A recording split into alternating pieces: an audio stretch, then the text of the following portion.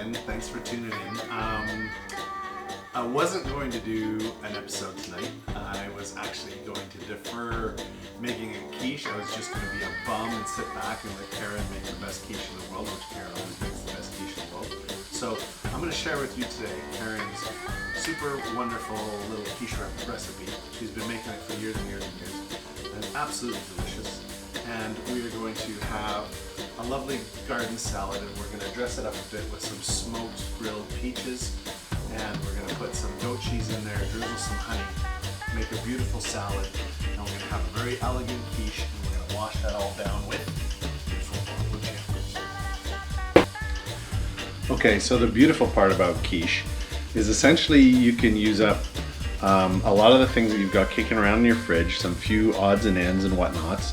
And what we're going to be using up today, we have a little bit of leftover zucchini, a little piece of onion that we made a roast chicken. So we're going to peel a little bit of the beautiful chicken off there, and we're going to use that in our quiche. And our other ingredients are going to be, we have some creme fraiche that we're going to be using, little pots of creme fraiche. I love these. These just make me so happy because this Riviera one, you know, we buy these all the time now. They get sour cream too.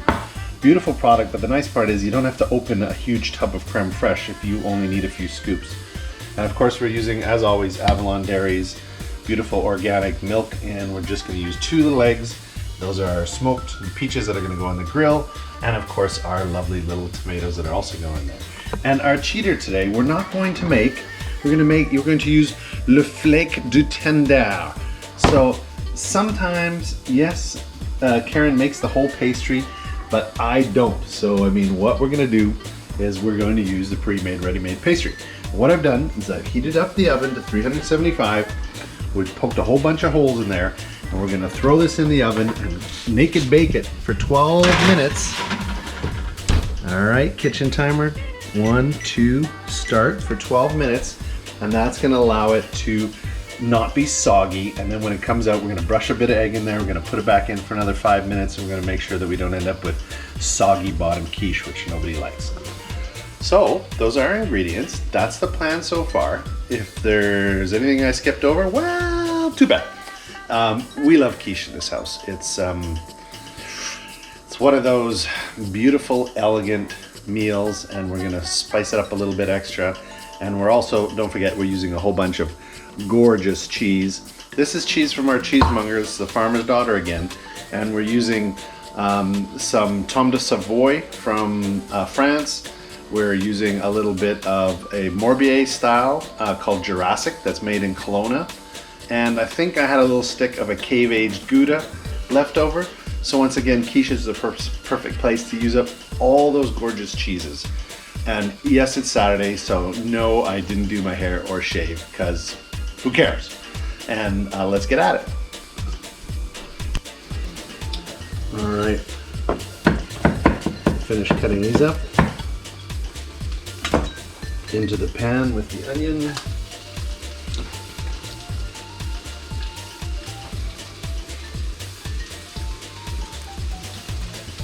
In with the zooks.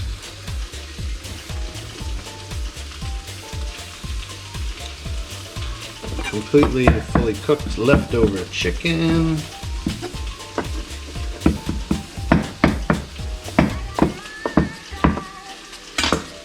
Beautiful. There it goes. Like a soul. Bits and whatnots. All right. Into our bowl, 2 eggs. Another egg. Oh, get in there, egg. Oh. Need a spoon.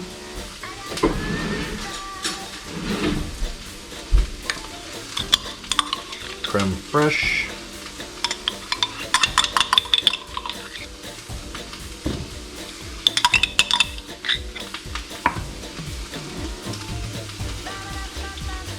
I think we better open up another creme fraiche. There we go. A little more creme fraiche. Oh, there we go. So now we've got like a couple nice tablespoons of creme fraiche in there. And we're gonna add some milk. This whole milk that comes with beautiful cream. So if you buy this, don't freak out. Oh, it's so good. That was awesome. Grab another fork. Get all that cream out of the milk. Add some milk. And give it a little mix.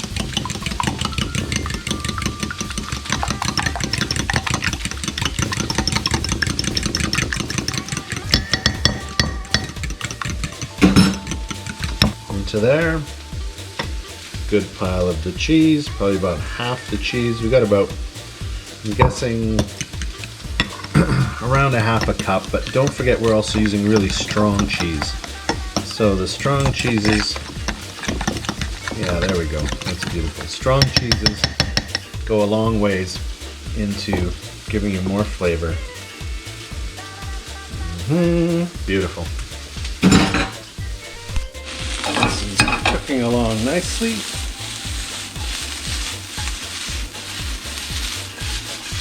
Need to give it a bit of love.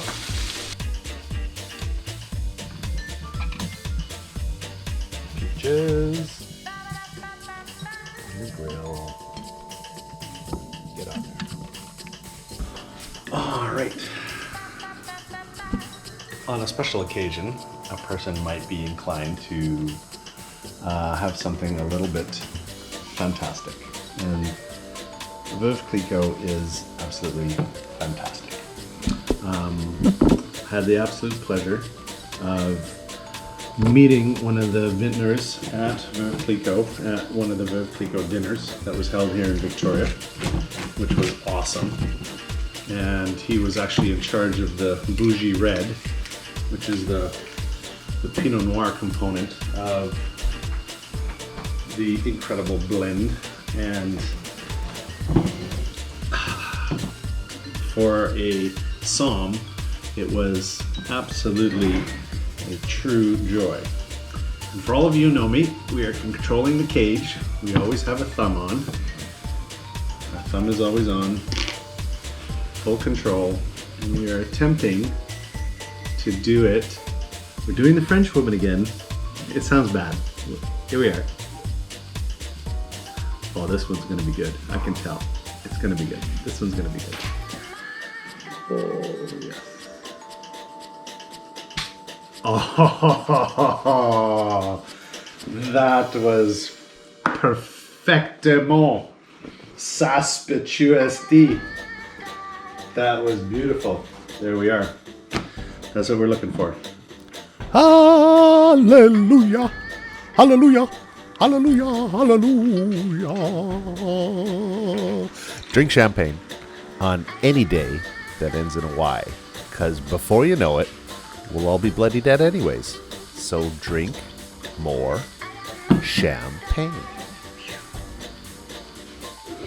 Okay, pie shell is out of the oven. I don't know if you can see all the little fork holes that we put in the bottom, but we did. And now we're just dipping and brushing the egg mixture onto the bottom. And we're gonna fill those holes so that we don't have soggy bottom. And we're going to go ahead and stick that back in. Nobody wants a soggy bottom. So we're now gonna slip that back into the oven for about 5 minutes just to seal that up and crisp that up. Kitchen time, 5 star. Beauty. All right, we got our groovy peaches just fresh off the grill. We're gonna give them just the littlest splash of the balsamic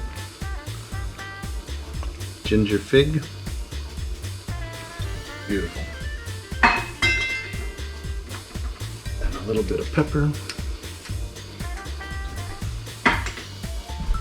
And a wee little pinch of salt. Because we're putting it in a salad. All right, we have taken our nicely browned and sealed up bottom, and we are going to add our fillings. The fillings that we've already prepared. In they go. Get in there. Our beautiful eggy mixture to create our quiche. Don't know why my dog is barking. Alright. Got our spatula. Good to the last drop. Go ahead and make our quiche look happy. Beautiful. We have the reserved cheese that we kept. Cheese is going on top. There we go. I probably had about total about 2/3 of a cup of cheese. Awesome. That looks fabulous. And then we're putting it back in the oven while it's still staying at 375. It's going to be in there for 30 to 40 minutes. So we're going to set the timer for 35 minutes. In you go. 35 minutes. Kitchen timer 3, 5, start.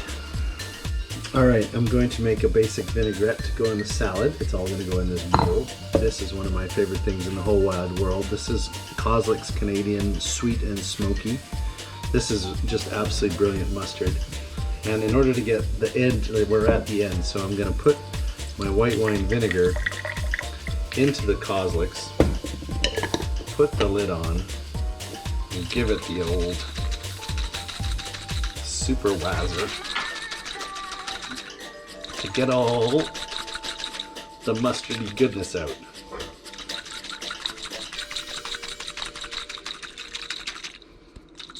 That's looking good. Why are you barking? Why? Why are you barking when I'm filming? Why? What? What do you want? You cannot have quiche. You cannot have quiche. You may not have quiche. Get out of the kitchen. Out. Alright. So, there we go. That worked like a hot damn. Got that. Got about a half a teaspoon of salt. Adding in about the equivalent amount of really good olive oil. It goes so slow because I got this little diddly thing on there. Go, go, go. It is awesome olive oil. Alright. And some, by now you know, smoky black pepper. Out of this stunning little Peugeot, I don't know if I ever showed you guys this.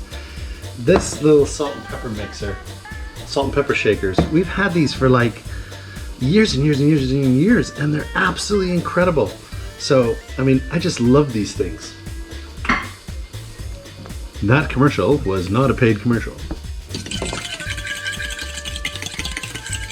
Wazzer, wazzer, wazzer, wazz. Taste. We're keeping it a little bit on the tart side.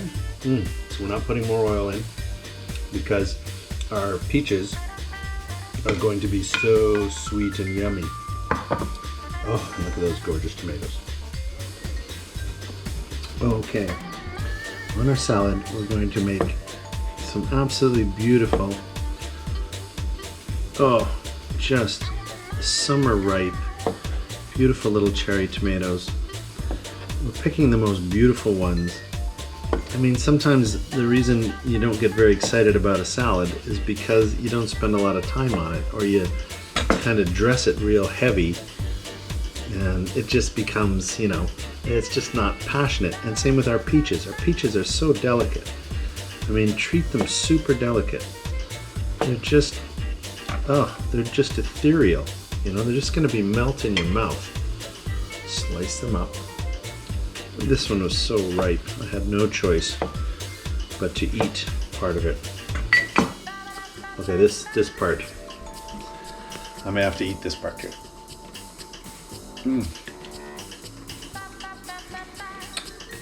So it's sweet and smoky. It's got the vinegar. It's it's so good. It's going to be so unbelievable in our salad. So take a little bit of extra time. You know, like be passionate about all things. Be passionate about your salads. I always think the number one reason people aren't excited about anything but meat and potatoes is veg. They're not excited about veg is because they don't spend any time on veg. And I think the best lesson I ever had was actually going down to one of John Becha's restaurants in New Orleans and realizing the amount of preparation that it was at Dominica, and the amount of preparation that went into a head of cauliflower pretty much blew my mind, and it's become something I'll never forget because, you know, so much of everything in New Orleans is deep fried. I swear to God, like if they could deep fry beer down there, they'd figure out how to deep fry beer. But this was such an elegant preparation of a cauliflower. It altered the way I view all vegetables, and it's the same way we should alter our view about things like salads, you know. So when you build them, you know, build them just for yourself. Build them with love. Beautiful, fresh, washed lettuces, you know. Delicate, make it look beautiful. Prepare it.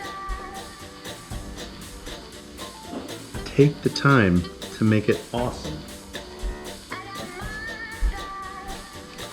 Slip those gorgeous peaches in there.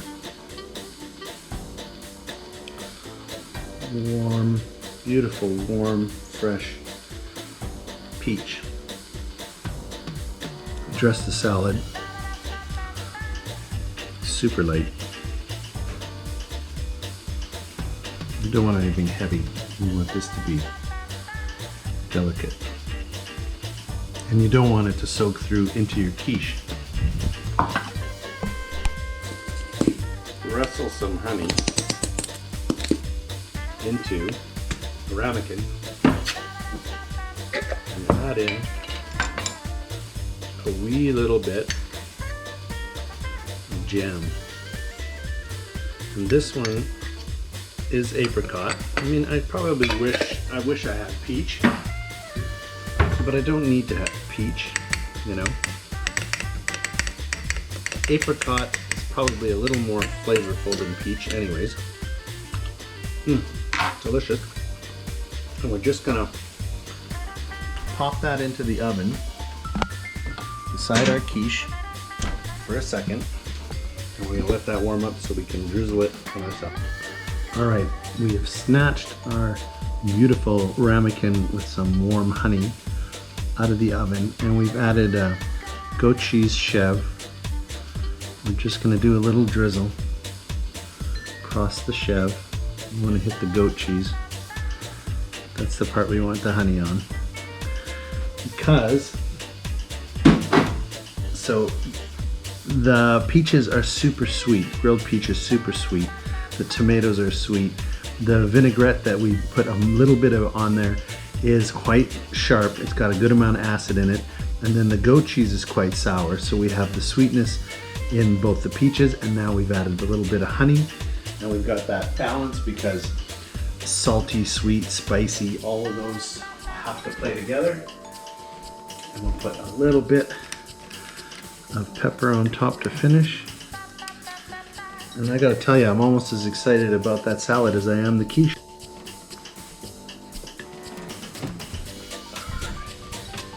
Let's get our quiche out. See if it's firm. Touch it. Yes. It's firm. It is cooked and magical. Let it cool off a bit, and then we'll eat. So we're tasting one of the greatest houses of champagne in the world, Veuve Clicquot Ponsardin. And that's absolutely fabulous. And of course, this cork, this thing's under like 2.5 atmospheres of pressure. So this cork gets completely deformed. You know, we did the perfect release where we preserved our bubbles. We didn't do the big pop. But of course, now every minute you're slowly losing that beautiful carbon dioxide, you know, and you want to preserve it. And you cannot get this cork back in, obviously. But what you're going to want to look for, I don't know if you've ever seen one of these. It's a little rubber stopper, and it comes with a suction system, and it's great for closing wine. It's got a little valve, but they fit into your champagne, and obviously you're not going to be sucking the air out. But what you're going to do is you're going to put the cage back on, and you're going to give it a little press, and you just give it one twist, and suddenly you can put your beautiful champagne back in the fridge.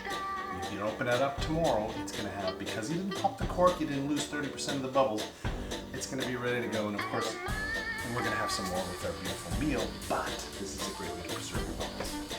In the fridge you go. Okay, our quiche is absolutely gorgeous. It turned out beautifully. I mean, it's an elegant dish.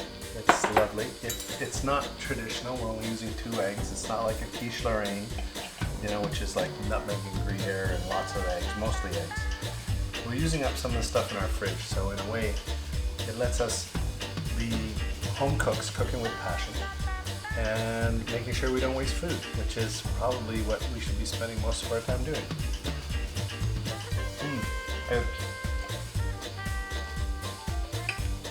It's frickin' fantastic. We used up the chicken.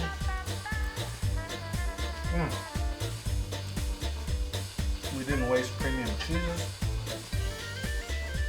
And on top of that, we've got this gorgeous smoked peach salad with a honey drizzle.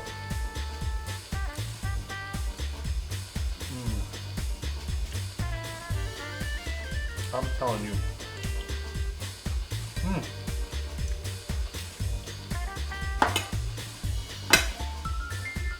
And we're washing it down with Veuve Clicquot.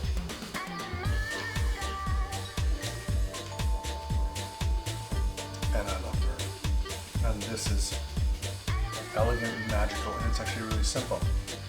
It's easy to do.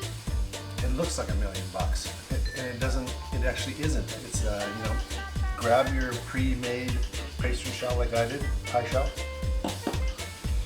You whip this up in no time at all. It looks phenomenal, and you get incredible mileage out of it. It's great for brunches. It's great for Sunday brunches. It's great for guests. It's super for everything under the sun. So don't be shy about this one. Eat more quiche. It sounds bad, but it's such a joy. And you know, Karen's been making the best quiche that I've been fortunate enough to have in my life. This one is, you know, not quite as good as hers, but it's pretty bloody good. And I hope you enjoyed the episode. Keep cooking with passion for all the people you love. Even if you're all by yourself, you know, you're still one of the greatest people in the world. So, you know, go the extra mile for yourself and take your time. Don't be in a rush. Don't make every dinner have to be at exactly the set time, and sometimes it might take a little longer. Don't judge yourself on any of that. Just enjoy the cooking. And from my kitchen to yours, lots of love. See you on the next one. The first millennial who watches this whole thing and can prove it to me will win a bottle of wine. It won't be Veuve, but it'll be nice.